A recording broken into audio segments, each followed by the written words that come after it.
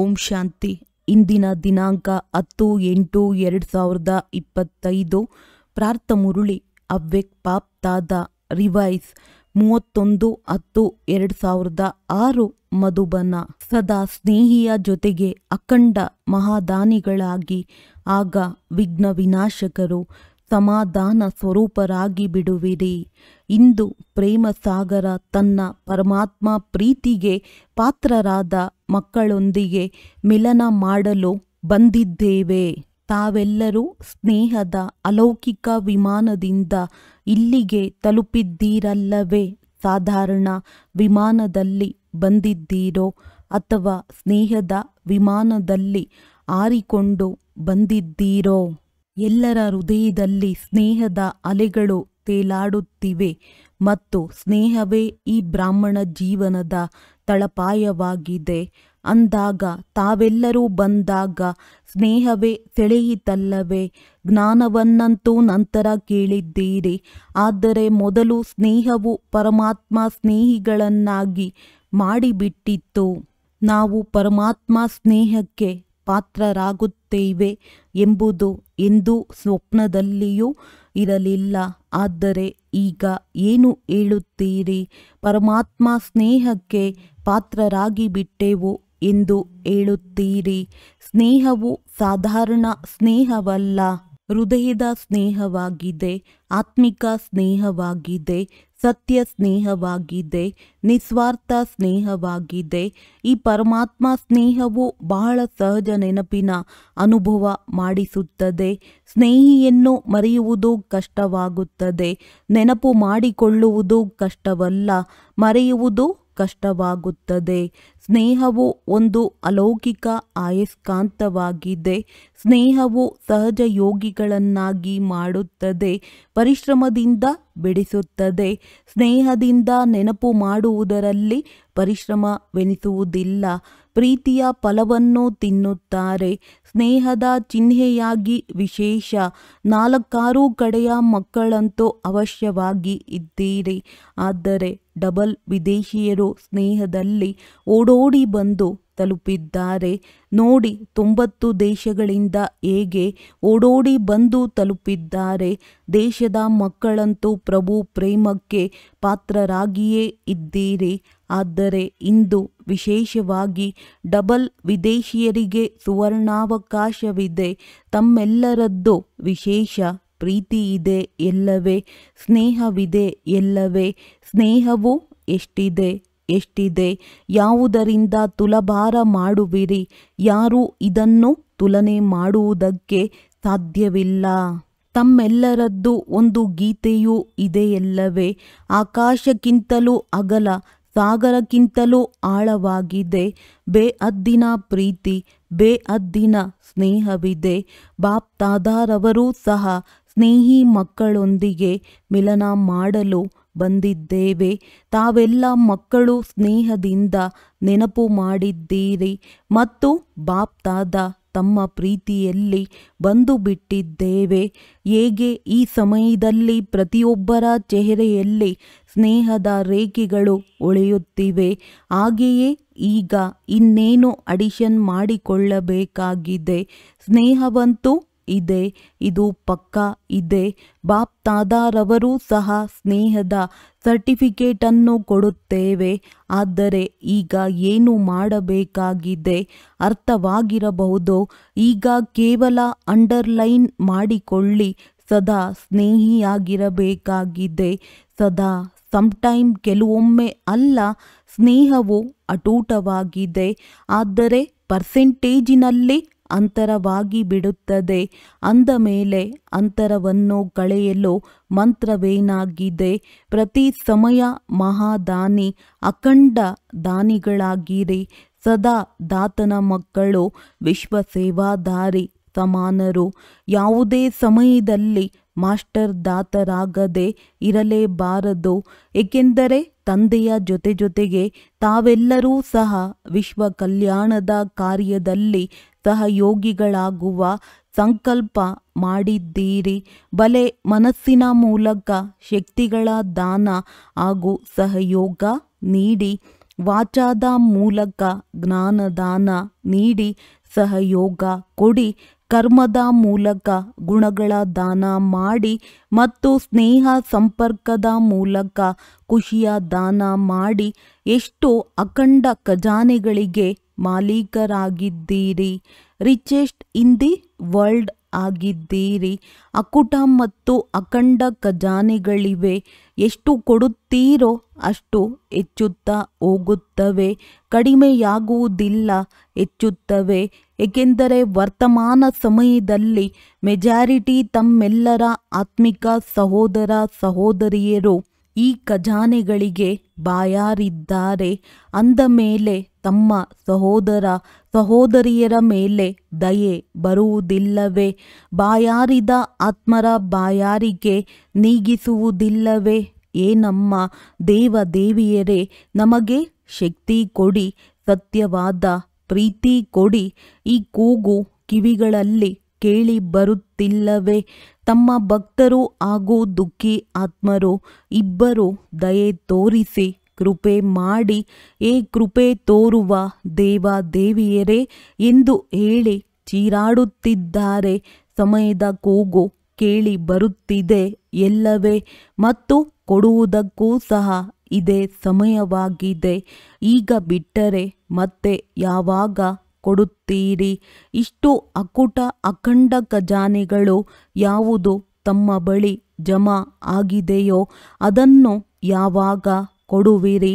ಅಂತಿಮ ಸಮಯದಲ್ಲಿ ಕೊಡುವಿರಾ? ಆ ಸಮಯದಲ್ಲಿ ಕೇವಲ ನೀವು ಅಂಜಲಿಯನ್ನಷ್ಟೇ ಸಾಗರದಲ್ಲಿ ಬೊಗಸೆಯಷ್ಟು ಮಾತ್ರ ಕೊಡಬಲ್ಲಿರಿ. ಅಂದ ಮೇಲೆ ತಮ್ಮ ಬಳಿ ಜಮಾ ಆಗಿರುವ ಖಜಾನೆಗಳನ್ನು ಯಾವಾಗ ಕಾರ್ಯದಲ್ಲಿ ತೊಡಗಿಸುತ್ತೀರಿ? ಪರಿಶೀಲನೆ ಮಾಡಿಕೊಳ್ಳಿ. ಪ್ರತಿ ಸಮಯ ಯಾವುದಾದರೊಂದು ಖಜಾನೆಯನ್ನು ಸಫಲ ಮಾಡಿಕೊಳ್ಳುತ್ತಿದ್ದೇನೆಯೇ? ಇದರಲ್ಲಿ ಡಬಲ್ ಲಾಭವಿದೆ. ಖಜಾನೆಯನ್ನು ಸಫಲ ಮಾಡುವುದರಿಂದ ಆತ್ಮರ ಕಲ್ಯಾಣವು ಆಗುವುದು ಮತ್ತು ಜೊತೆಯಲ್ಲಿ ತಾವೆಲ್ಲರೂ ಮಹಾದಾನಿಗಳಾಗುವ ಕಾರಣ ವಿಘ್ನ ವಿನಾಶಕರಾಗುತ್ತೀರಿ. ಸಮಸ್ಯಾ ಸ್ವರೂಪರಲ್ಲ, ಸಮಾಧಾನ ಸ್ವರೂಪರು, ಸಹಜ ಯೋಗಿ ಆಗಿಬಿಡುತ್ತೀರಿ. ಡಬಲ್ ಲಾಭವಿದೆ. ಇಂದು ಇದು ಬಂದಿತು, ನೆನ್ನೆ ಇದು ಬಂದಿತು. ಇಂದು ಇದಾಯಿತು, ನೆನ್ನೆ ಅದಾಯಿತು. ಇದೆಲ್ಲದರಿಂದ ವಿಘ್ನ ಮುಕ್ತರು, ಸಮಸ್ಯಾ ಮುಕ್ತರು ಸದಾ ಕಾಲಕ್ಕಾಗಿ ಆಗಿಬಿಡುತ್ತೀರಿ. ಈಗ ಸಮಸ್ಯೆಯ ಹಿಂದೆ ಯಾವ ಸಮಯ ಕೊಡುತ್ತೀರಿ? ಪರಿಶ್ರಮವನ್ನು ಪಡುತ್ತೀರಿ. ಕೆಲವೊಮ್ಮೆ ಉದಾಸರಾಗುತ್ತೀರಿ, ಕೆಲವೊಮ್ಮೆ ಉಲ್ಲಾಸದಲ್ಲಿ ಬರುತ್ತೀರೋ. ಇದೆಲ್ಲದರಿಂದ ಮುಕ್ತರಾಗುತ್ತೀರಿ. ಏಕೆಂದರೆ ಬಾಪ್ ದಾದಾರವರಿಗೂ ಸಹ ಮಕ್ಕಳ ಪರಿಶ್ರಮವು ಇಷ್ಟವಾಗುವುದಿಲ್ಲ. ಮಕ್ಕಳು ಪರಿಶ್ರಮ ಪಡುತ್ತಿರುವುದನ್ನು ಬಾಪ್ ದಾದಾ ನೋಡಿದಾಗ ಮಕ್ಕಳ ಪರಿಶ್ರಮವನ್ನು ತಂದೆಯಿಂದ ನೋಡಲು ಸಾಧ್ಯವಾಗುವುದಿಲ್ಲ.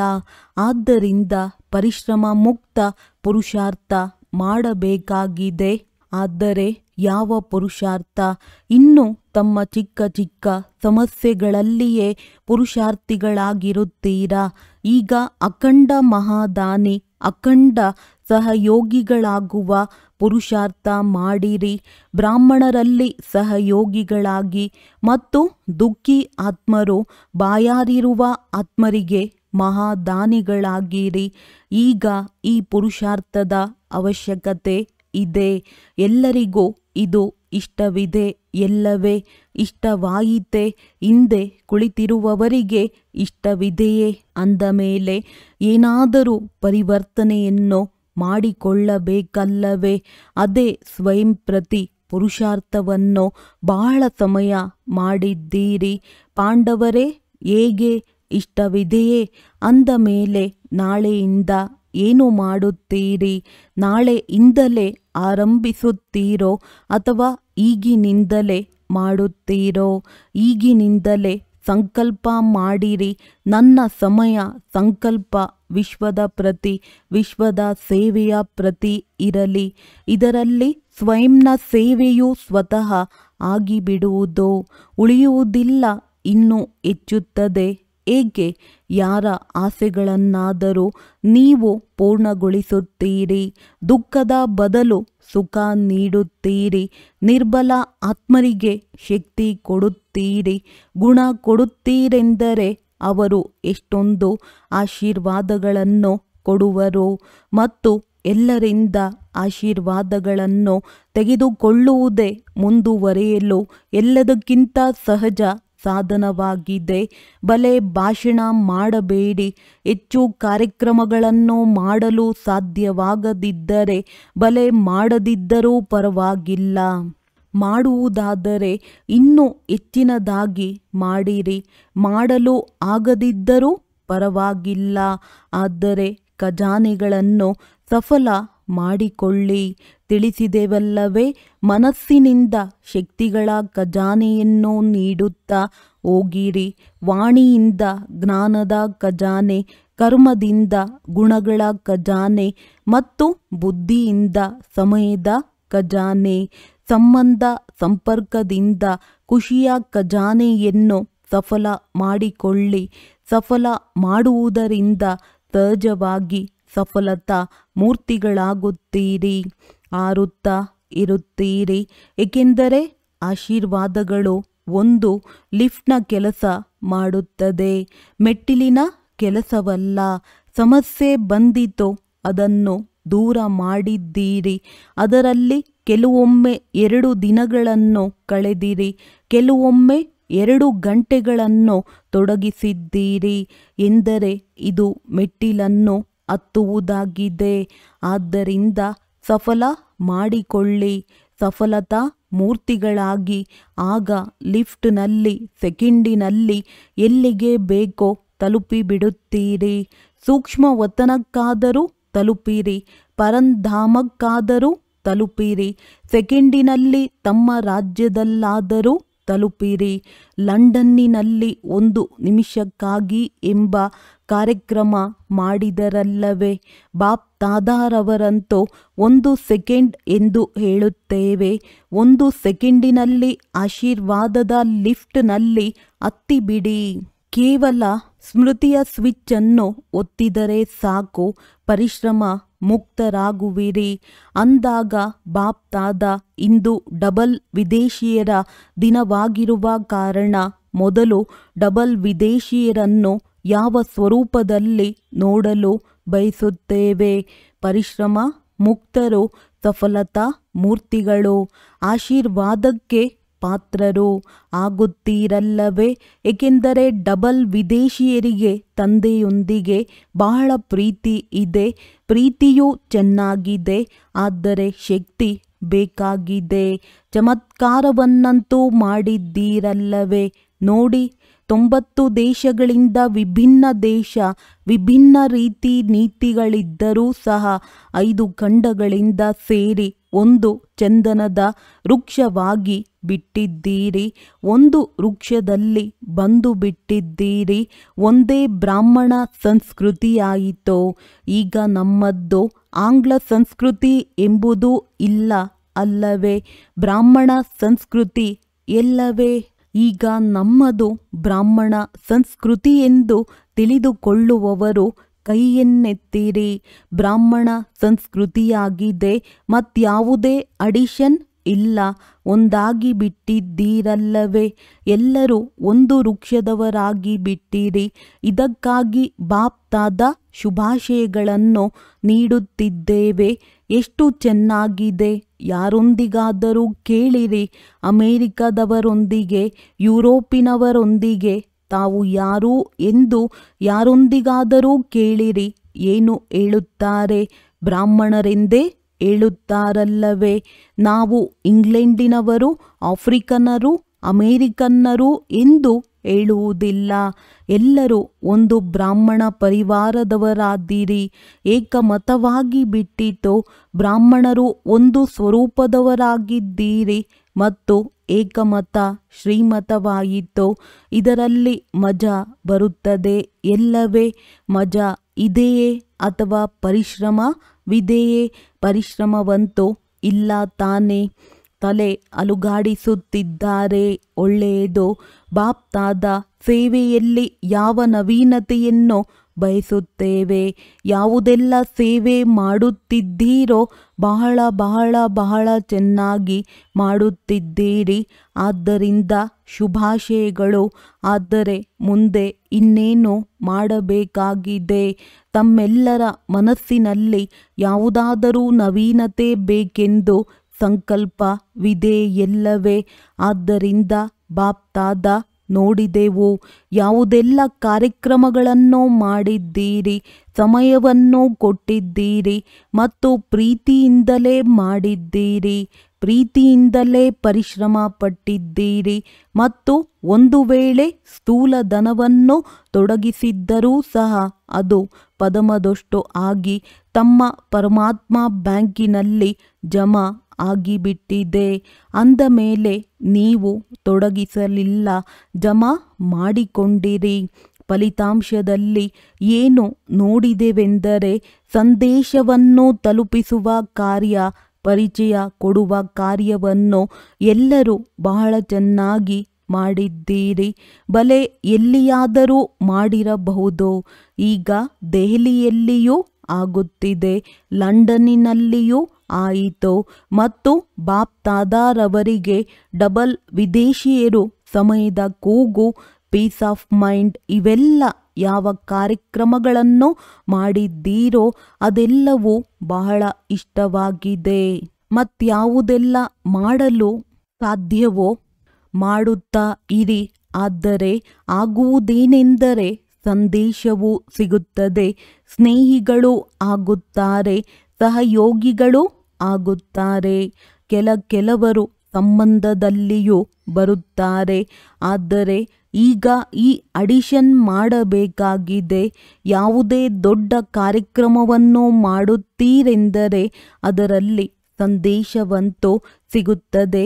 ಅದರ ಜೊತೆಗೆ ಏನಾದರೂ ಅನುಭವ ಮಾಡಿ ಹೋಗಲಿ, ಏಕೆಂದರೆ ಅನುಭವವು ಬಹುಬೇಗನೆ ಮುಂದುವರೆಸುತ್ತದೆ.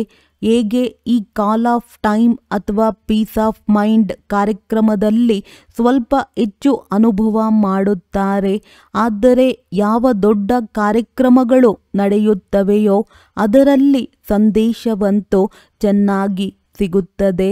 ಆದರೆ ಯಾರೇ ಬಂದರೂ ಸಹ ಅವರು ಇದನ್ನು ಬಿಡದೆ ಏನನ್ನಾದರೂ ಅನುಭವ ಮಾಡಲಿ, ಏಕೆಂದರೆ ಅನುಭವವನ್ನು ಎಂದೂ ಮರೆಯಲು ಸಾಧ್ಯವಿಲ್ಲ.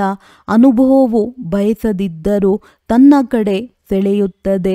ಆದ್ದರಿಂದ ಮೊದಲು ಬಾಪ್ತಾದ ಹೇಳುವುದೇನೆಂದರೆ ಯಾರೆಲ್ಲ ಬ್ರಾಹ್ಮಣರಿದ್ದೀರೋ ಎಲ್ಲರೂ ಸ್ವಯಂ ಎಲ್ಲ ಜ್ಞಾನದ ಮಾತುಗಳಲ್ಲಿ ಅನುಭವಿಗಳಾಗಿದ್ದೀರಾ.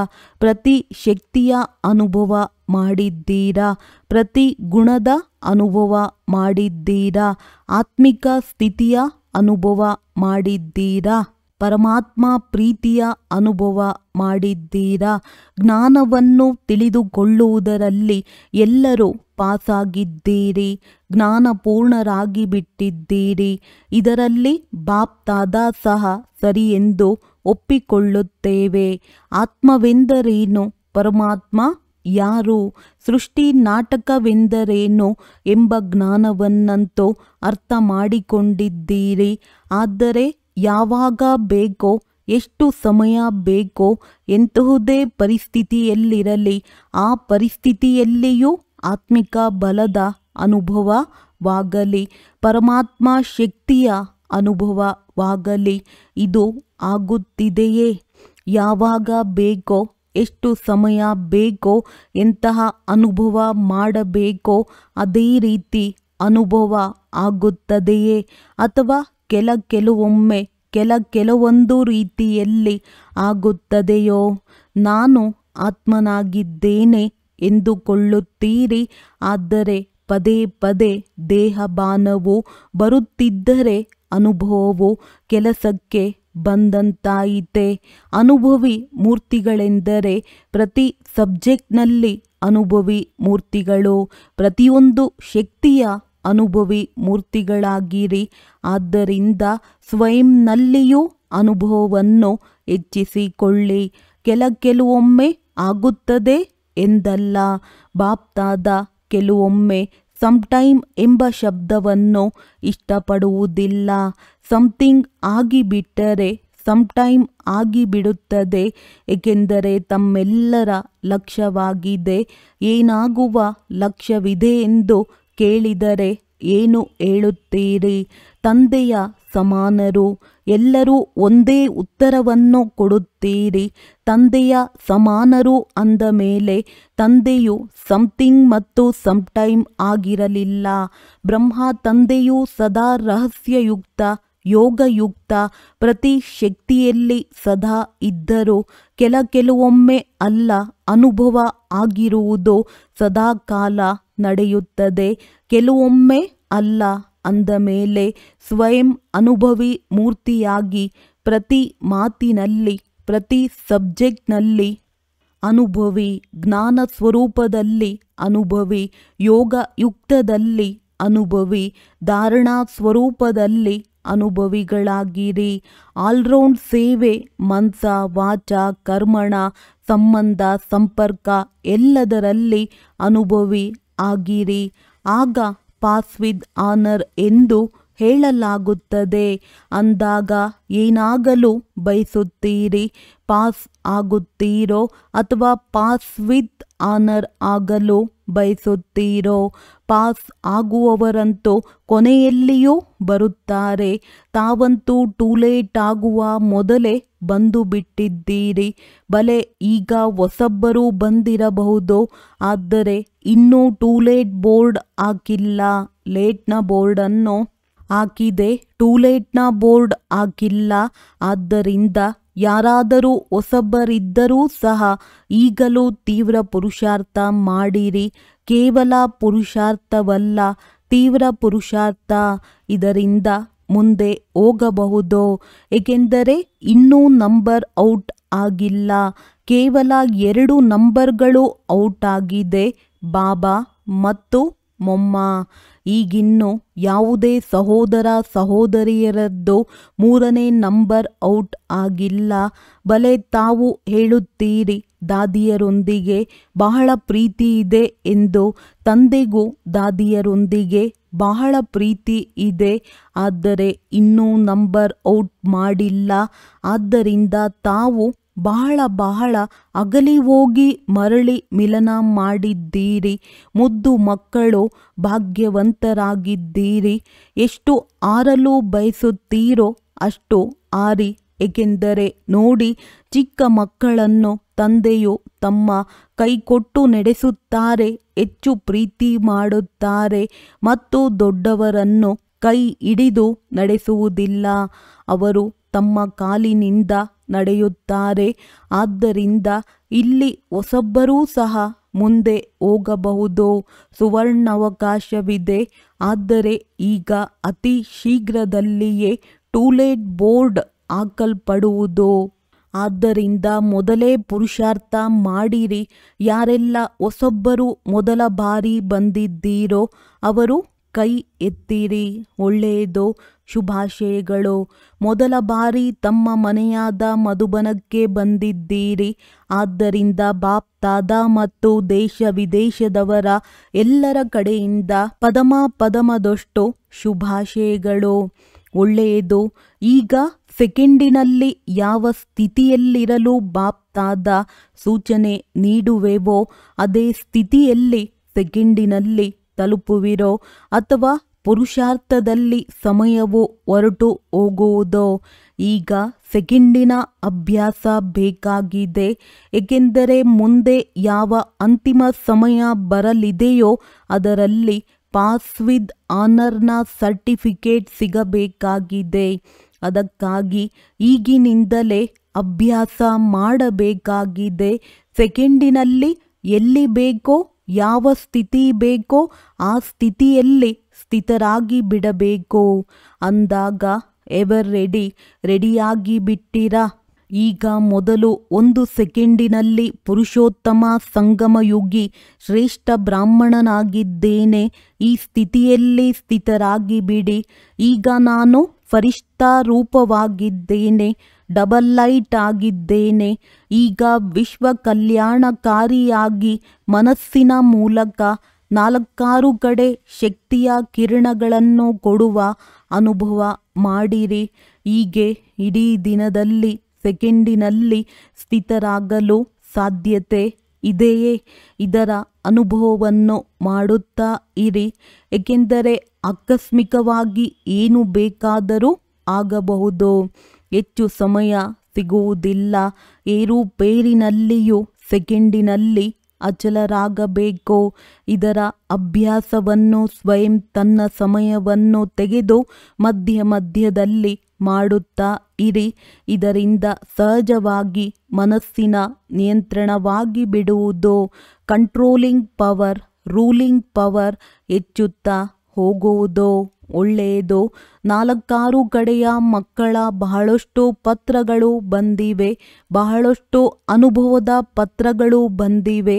ಬಾಪ್ತಾದ ಮಕ್ಕಳಿಗೆ ರಿಟರ್ನ್ ಆಗಿ ಬಹಳ ಹೃದಯದ ಆಶೀರ್ವಾದಗಳು ಮತ್ತು ಹೃದಯದ ಪದಮದಷ್ಟು ನೆನಪು ಪ್ರೀತಿಯನ್ನು ಕೊಡುತ್ತಿದ್ದೇವೆ. ಬಾಪ್ತಾದ ನೋಡುತ್ತಿದ್ದೇವೆ.